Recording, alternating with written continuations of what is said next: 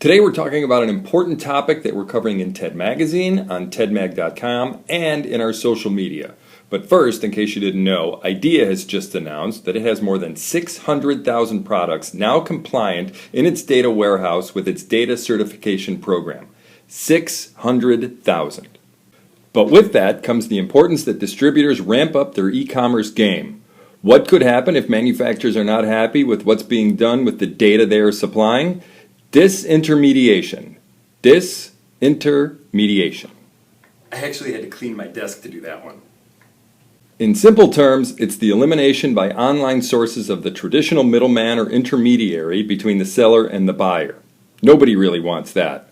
So today's exclusive feature looks at what distributors need to do to keep the supply chain the way it needs to stay. We talk about the necessary changes to your e-commerce strategy that you can do quickly and easy. And you need to make some of those changes because in the June issue of TED Magazine, right there on page 22, we talked to two contractors about what they need from a distributor's website, so make sure you check that out and learn what they want. But how can you make sure the traditional supply chain, especially manufacturers and distributors, is never broken? You can chat about it. And that's what we're going to do next Wednesday, June 10th.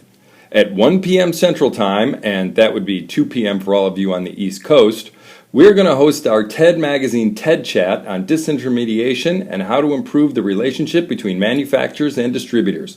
You are all invited to join us at www.twitter.com/TEDMagazine for our one-hour chat on what needs to be done to improve our e-commerce game.